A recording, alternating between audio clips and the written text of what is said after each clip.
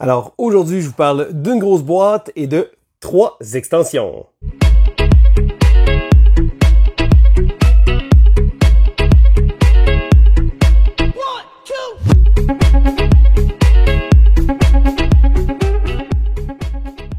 Bonjour les gars du jeu, mon nom est Sylvain et on se retrouve pour la présentation de la boîte d'extension de Ares Expedition qui contient Discovery, Foundations et Crisis. Alors premièrement, avant de commencer, je tiens à dire que j'aime beaucoup Terraforming Mars, Ares Expedition. Je trouve que le jeu s'est réussi à bien se cadrer à travers son grand frère qui est Terraforming Mars, un gros jeu. Et ici, comme ça, la plupart des gens pensaient peut-être à un jeu peut-être plus rapide. Non, le jeu tient son bout, le jeu me donne vraiment un bon feeling. Et oui, il a été souvent comparé avec justement Race for the Galaxy, des choses comme ça. Mais le système d'action se prête très bien à ça. Donc, pour ma part, le jeu de base, je l'aimais beaucoup. Donc, quand j'ai vu l'extension, j'avais très hâte de pouvoir essayer et de vous présenter les 3 différentes extensions. Alors voici donc la belle grosse boîte qui contient les 3 extensions. Mais avant de commencer, je vais vous montrer la différence de grandeur avec la boîte originale. Donc on remarque que c'est un peu plus gros, mais l'avantage c'est que absolument tout va rentrer là-dedans. D'ailleurs, parlant de la boîte, je vais vous montrer un peu qu'il y a suffisamment d'espace justement pour bien placer les choses. J'ai même pu placer un tapis de jeu que je possédais déjà du jeu. Et là, on a de l'espace en masse comme ça ici.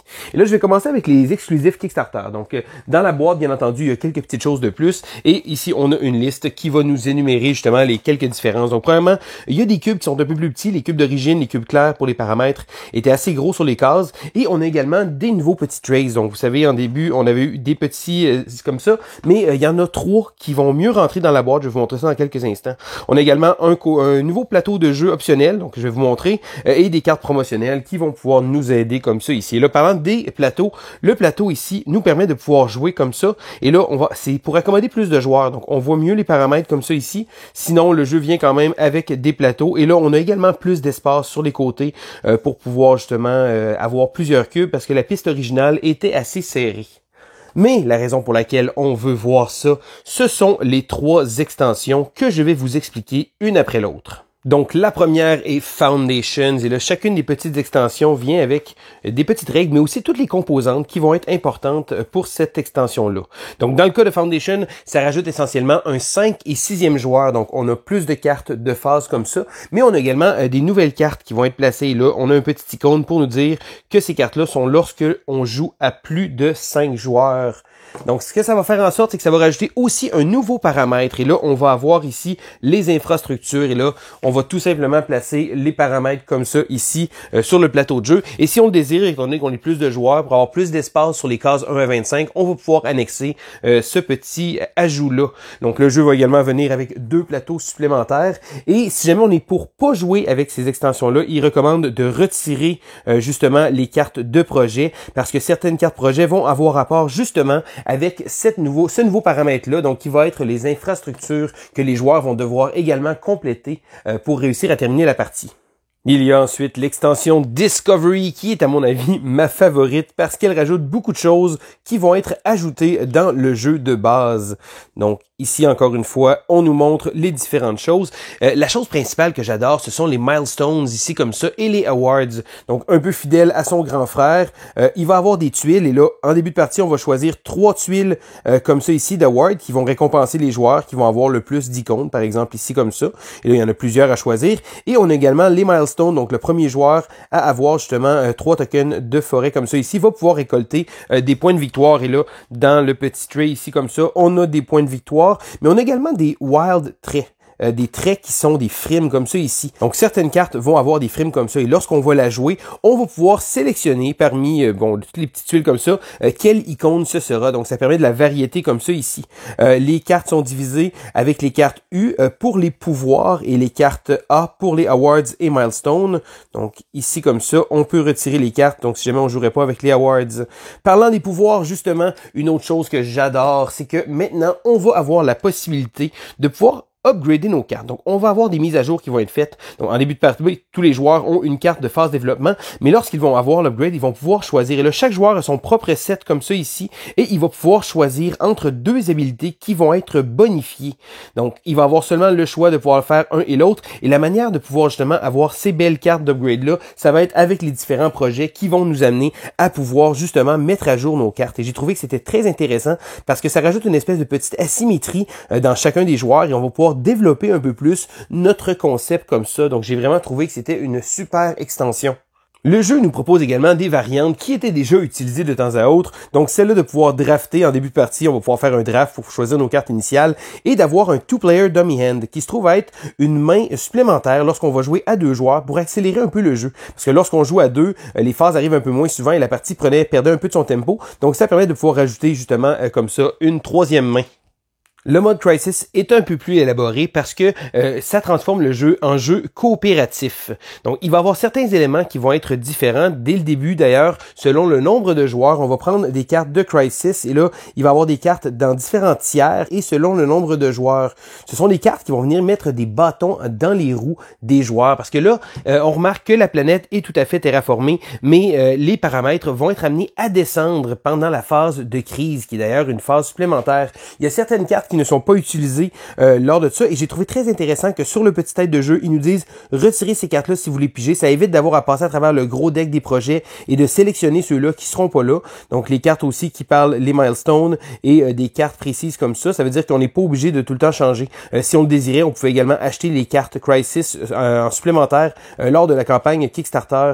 Et là, ça va rajouter également un nouvel ordre de tour qui va servir pour la phase de crise. Et là, bon, selon le nombre de joueurs qu'on va avoir, on va soit rajouter des cartes qui sont des cartes dummy, ou si jamais on est pour jouer en solo, on a des cartes solo. Et là, ça se trouve être des cartes qui vont émuler un peu un autre joueur pour faire les différentes actions, à la différence que ici, comme ça, elles vont être utilisées de manière un peu différente. Et là, une petite note concernant les cartes Crisis en solo. Lorsqu'on va jouer en solo, lors de la phase, on va tirer deux cartes. Et de ces cartes-là, on va pouvoir choisir quelle action va avoir lieu. Donc, on vient avec un petit deck comme ça. Ça va nous donner un peu de contrôle sur les actions qu'on va pouvoir faire en solo. On va également rajouter des corporations qui vont être utilisées seulement pour le mode coopératif, et on va également avoir des petits jetons comme ça ici. Donc les jetons vont être, quand les paramètres vont arriver dans différentes couleurs, donc dans le jaune et dans le rouge, ce sont des bâtons dans les roues. Et là on voit les océans ici comme ça, la température, donc lorsque la température tombe dans le rouge ici, les cartes vont coûter plus cher à jouer. Donc ça se trouve à être des entraves que les joueurs vont recevoir, donc ça va être un incitatif à essayer de les garder le plus haut possible. Et on se rappelle que si jamais on descend dans le mauve, à la fin d'une phase, au début de la prochaine phase, en fait, on va perdre la partie. Et là, les cartes du deck vont être fabriquées et vont être placées ici comme ça, sur la pile. Donc, la nouvelle phase de crise va avoir certains éléments qui sont, encore une fois, très bien indiqués sur le plateau de jeu même. On va pouvoir aussi gagner des points de victoire. Et là, les points de victoire vont être très importants parce que lorsqu'on va jouer une carte qui va nous rapporter des points de victoire, on va pouvoir les prendre immédiatement comme ça ici, à partir des petits jetons de points de victoire. Et ils vont pouvoir aller ici et ils vont servir parce qu'on va pouvoir se servir de cet argent-là pour se débarrasser de tokens de crise. Et là, bon, les tokens de crise sont des jetons qui vont arriver. Donc, par exemple, ici, si on aurait la carte comme ça, qui serait révélée, parce que, bon, au début des phases, on va faire une phase de crise, ici comme ça. Donc, les détriments tokens, c'est les petits jetons que je vous ai marqués, selon les couleurs. Ensuite, on va piger on va résoudre les effets persistants, pardon. Donc, certaines cartes vont avoir des effets qui vont être persistants. Donc, ici comme ça, donc ça va réduire les paramètres. Et là, lorsqu'on va révéler ensuite une carte, on va pouvoir regarder, là on a le pouvoir immédiatement et le but pour se débarrasser de la carte. Donc la carte va également avoir ici comme ça un Crisis Token, donc un petit jeton de crise, et c'est avec ça que les points de victoire vont pouvoir servir, mais aussi chacune des cartes va avoir un but différent pour pouvoir justement contre-agir à travers la crise et enlever les jetons. Bien entendu, lorsqu'une carte n'a plus de jetons, elle est défaussée et les joueurs vont pouvoir continuer leur petit train.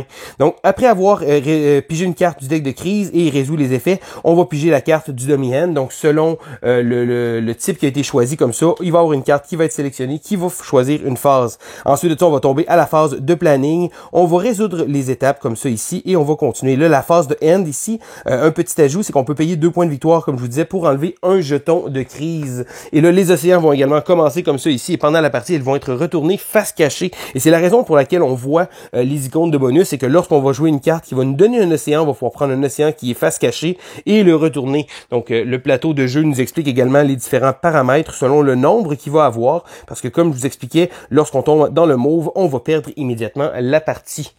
Et le livret de règles explique bien ici avec les bons exemples les différents éléments qui vont être utilisés pour le mode de Crisis ici comme ça. Donc il explique comment jouer les cartes du demi-hand et il explique également que si on joue une carte avec un point de victoire négatif, on va devoir prendre des marqueurs ici comme ça de la banque. Donc ça va rajouter un petit incitatif à faire attention aux cartes de point de victoire. Une autre petite chose que j'ai bien apprécié des cartes Crisis, c'est qu'il y a un petit effet un peu à la Aeon's End, du fait que lorsque la carte va être tirée, il va avoir un effet instantané, mais si on laisse la carte là, il va toujours avoir un effet persistant qui va venir nous hanter tour après tour. Et bien entendu, on a la condition pour pouvoir retirer les jetons de crise comme ça, et quand la carte n'a plus de jetons de crise, elle est défaussée. Pour vous montrer un peu les cartes Crisis, donc en début de partie, lorsque les tiers vont être très bas, ça va être des cartes qui vont avoir des effets relativement pas si difficiles que ça, mais plus ça va avancer et plus les tiers vont avoir, donc les cartes vont devenir de plus en plus punitives. Donc à l'occasion, on va avoir des bénéfices, donc des fois, lorsque ça va être immédiat, des fois ça va être des bénéfices, des fois ça va être bon, ben depuis j'ai une carte, mais bien entendu ici, de baisser comme ça, et là plus la partie va avancer et on va se ramasser avec des cartes qui éventuellement au tiers 4 vont être très difficiles. Et là, lorsque cette carte-là ici va être tirée, le Dwindling Supplies, qui se trouve à être dans tous les decks qu'il va avoir, il va falloir terraformer Mars avant que le deck se termine. Donc c'est un autre incitatif parce qu'il va avoir un nombre de cartes limité. Et là, il y en a beaucoup parce que c'est pour une partie justement avec le compte complet de joueurs, mais il va en avoir beaucoup moins. Donc ça va servir de compte tour pour essayer de réussir finalement à pouvoir remonter Mars à sa belle gloire. Alors voici ce qui conclut le retour des 3 différentes extensions. Maintenant, bon, bien entendu, vous donner un petit avis sur qu'est-ce que j'en pense. Donc c'est certain, comme je le disais, la Foundation rajoute plus de choses pour pouvoir accommoder 5 ou 6 joueurs. Je suis pas vraiment sûr que j'y jouerais à 5-6 joueurs, mais d'un autre côté, ça ferait en sorte que les parties, il y aurait beaucoup de phases qui seraient activées. Donc le jeu a quand même un bon tempo. C'est certain que, je sais pas, je suis quand même curieux. Disons que c'est pas la raison principale pour laquelle que je suis allé chercher l'extension. C'est principalement Discovery qui rajoute beaucoup de choses, donc des milestones, des awards, j'ai vraiment trouvé ça super, mais aussi les actions upgradées, et ça, je crois que c'est l'élément de tout le jeu qui vient vraiment donner beaucoup de cachet. Ça va donner une espèce d'asymétrie avec les différents pouvoirs, donc je trouve ça très intéressant, et même, écoutez, si jamais il voudrait sortir d'autres idées éventuellement, c'est quelque chose qui pourrait facilement se faire, donc c'est quelque chose de très bien pensé que j'ai vraiment beaucoup aimé. Concernant l'extension Crisis, je tiens à dire que j'ai été surpris, mes attentes, j'étais pas trop sûr. En mode coopératif, mais je le vois surtout comme un mode solo bonifié pour moi. J'ai pas encore eu l'occasion d'y jouer en coopératif.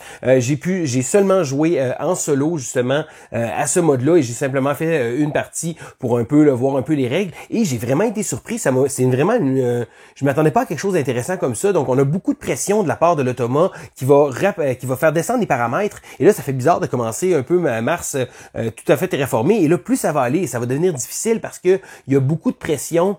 Et c'est bien pensé, donc l'effet des gestions de crise avec les cartes qui vont avoir des petits jetons, on va pouvoir utiliser nos points de victoire aussi, j'ai trouvé que c'était bien pensé. Donc c'est certain qu'à la base, moi ce que je voulais, je voulais plus de stock pour le jeu, et c'est bien réussi, et je pense que c'est des extensions qui vont bien se mixer avec un grand éventail de personnes, et surtout le fait que la boîte vienne avec un bon rangement, c'est facile à sortir, c'est facile de bien diviser, il y a des diviseurs de cartes qui vont séparer toutes les conditions possibles, donc ça va être très facile de pouvoir sortir le jeu et d'y jouer, et pour moi c'est un gros plus parce que si le jeu prend pas une énorme quantité de temps à mettre sur la table, ça va sortir encore plus, et ça va être le cas de Terraforming Mars Ares Expedition.